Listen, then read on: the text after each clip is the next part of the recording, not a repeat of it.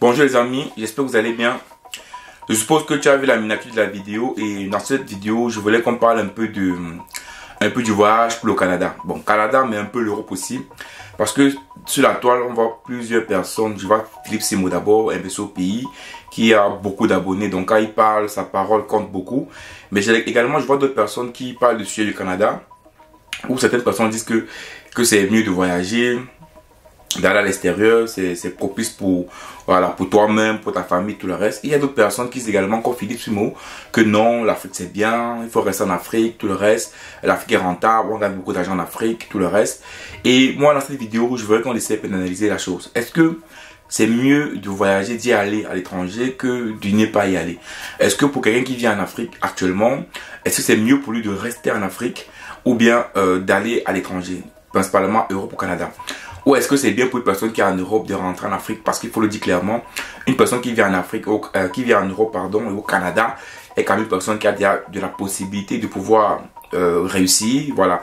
Même si c'est pas facile, c'est difficile, mais il a quand même une possibilité de pouvoir réussir qu'une personne qui vit en Afrique et qui est misère. Et donc, pour une personne qui est en Afrique, on va parler le cas de plusieurs personnes. Une personne par exemple qui vit en Afrique, qui misère, voilà, qui est déjà grand, qui travaille, qui misère, qui gagne peut-être 100 000 par jour, par mois, et que ça ne va pas. Ou bien un étudiant par exemple qui est à l'école, qui finit juste sa scolarité et qui désire voyager. Et une personne qui fait des affaires par exemple, ou bien qui travaille, qui gagne entre 500 000 et 1 million en Afrique, voilà, et qui veut voyager pour le Canada. Est-ce que c'est intéressant pour lui de partir ou pas?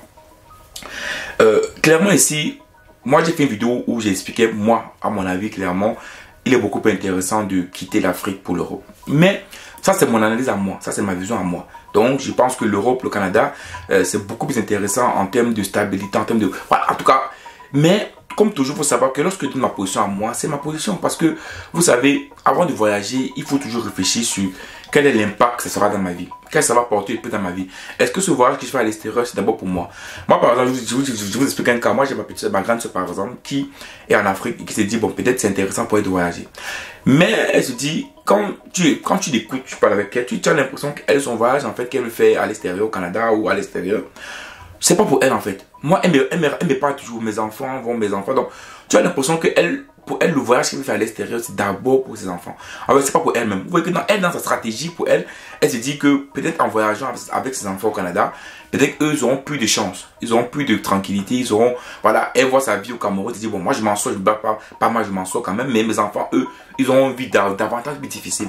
Donc, en fait, il faut savoir prendre des décisions par rapport à ses choix. Moi, j'aime souvent dire simplement des choses. Regardez, par exemple, quand tu vis en Europe, il y a des choix au Canada, pareil, hein, je veux prendre l'exemple d'Europe, mais c'est également le Canada. Vous savez, en Europe, au Canada, on a ce qu'on appelle la stabilité au niveau de la santé.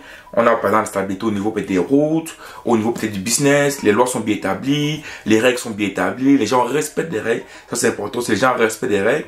Il n'y a pas une personne qui est supérieure à l'autre. Ça veut dire si tu vas au supermarché, que tu sois ministre, DG ou n'importe quoi, si tu fais la queue, tu fais la queue comme tout le monde. Donc, il y a un respect vis-à-vis des personnes. Ici, c'est pas un statut qui fait qu'on devient gros pas. Et moi, je me rappelle encore quand j'étais en stage, oui, il faut le dire, quand j'étais en stage ici en Belgique, en médecin du monde, je me rappelle toujours le directeur de la boîte. Il dit le directeur général de la boîte, il venait toujours au stage en vélo et qui passait tout le monde, salut Arthur, ça va? Ça se passe bien ton stage, tu vas bien? Il dit bien le directeur, hein, il gagne au moins 8, 9, 10 000 euros par mois. Donc vous comprenez, en fait ici, on a un niveau où c'est pas le niveau d'argent qui compte, qui montre que tu es supérieur, que tu vas écraser les autres. Non, on essaie vraiment d'équilibrer tout le monde. Et même ceux qui gagnent plus, essaient de respecter ceux qui n'ont pas. On sait personnellement qu'en Afrique, c'est pas toujours le cas. Les gens qui ont beaucoup d'argent, voilà, si tu tombes sur un problème, une personne qui a le long bras ou qui a beaucoup d'argent, comme on le sait au Cameroun ou dans d'autres pays africains, tu vas te faire mal. Et donc, tout cet environnement-là fait ce que, il y a des personnes qui gagnent de l'argent, qui gagnent bien de l'argent, mais c'est un environnement faible. J'ai un ami récemment qui est arrivé en Belgique ici, il gagnait très bien sa vie au Cameroun, presque 500 000, mais quand je lui demande tout, mais pourquoi est-ce que tu as décidé de rentrer? Pourquoi tu voulais venir en Belgique comme étudiant? Pourquoi tu n'es pas resté au Cameroun? Il me dit tout ça, c'est parce que au Cameroun, il n'y a pas la stabilité. On n'est pas sur l'emploi. Oui, je gagne bien maintenant, mais dans 2 ans, dans 3 ans, dans 4 ans, je ne sais pas où je serai. Alors qu'en Europe, je sais que je suis compétent, je travaille, je joue ma stabilité, même si je fais mon boulot, j'ai le chômage, je peux rebondir, je peux faire autre chose, même moins qualifié. Donc, comprenez, lui, pour lui, en fait, ce qui l'intéressait davantage, c'est pas vraiment ce qu'il gagnait, mais d'abord, c'est la stabilité, c'est le long terme. Et donc, ça veut dire que chaque personne qui décide de prendre, voilà, de prendre une stratégie ou bien de prendre une décision dans son voyage, c'est d'abord de manière personnelle. Donc, Écoutez Philippe Simo qui vous dit clairement que non, l'Afrique c'est bien, reste en Afrique, tout non. Il faut toujours être capable de prendre des décisions personnelles. Il faut toujours être capable de prendre des décisions de soi-même. En tout cas, Philippe Simo est dans son business. Ça veut dire qu'il veut vraiment que les gens qui sont à la diaspora rentrent en Afrique. Bon, là, c'est un peu comprenant. Moi, je peux comprendre même lui parce que ça, c'est un peu normal. Oui, on est à la diaspora, on gagne de l'argent, on travaille, on a un passeport étranger. Oui, voilà, on peut, voilà. Et il a même dit clairement qu'il n'a pas de... Et franchement, là, il faut dire, là, il a tout faux. Il a dit clairement que c'est ces gens qui viennent tout... C'est les personnes qui viennent à Back to Africa. Lui en France n'ont pas de passeport européen. C'est malheureux de le dire, mais on sait pertinemment que peut-être 80% des personnes qui viennent dans son événement ont des passeports étrangers. Et des passeports étrangers ne signifient pas que tu aimes le pays là, que non, c'est d'abord pour les déplacements, pour facilement voyager. On sait tous l'importance des passeports étrangers.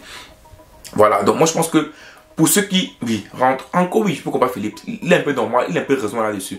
Oui, des personnes travaillent ici, ont de l'argent, ils gagnent bien de l'argent, ils gagnent bien leur vie. Oui, pourquoi pas rentrer investir en Afrique? Pourquoi pas aller, pas aider le continent? Parce que je dis tout, on ne va pas aider. Lorsqu'on parle de faire du business, on va gagner de l'argent. Donc voilà, ils partent en Afrique pour investir et gagner de l'argent. Parce que comme c'est plus risqué, également il n'y a plus de rentabilité. Ça c'est une loi économique, ça c'est pas moi qui le dis.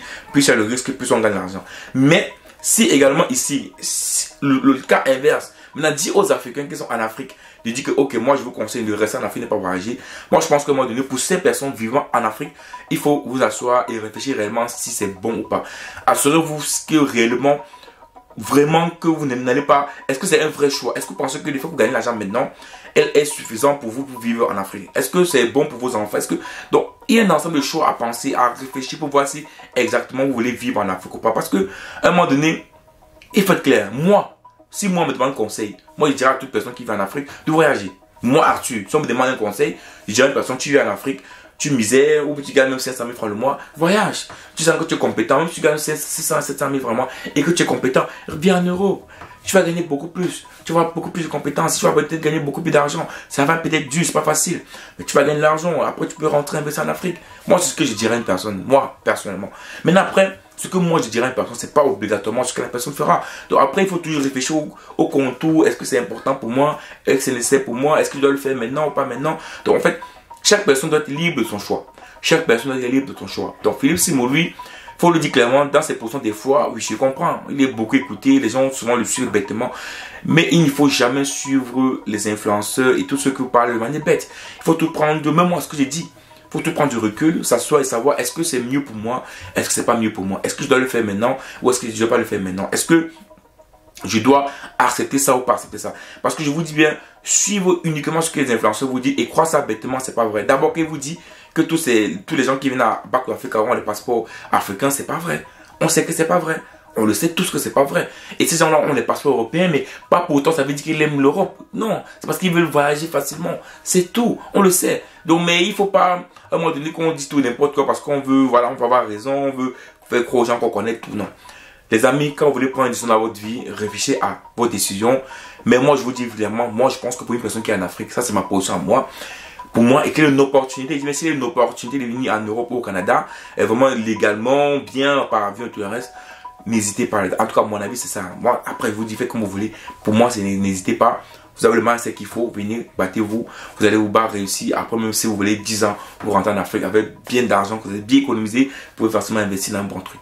Ça, c'est mon avis à moi, les amis. Donc, pour moi, est-ce qu'il faut aller ou pas aller? Complètement, à moi, à mon avis, c'est qu'il faut aller. Maintenant, après, c'est à votre choix de réfléchir si c'est bien pour vous ou pas. Ciao.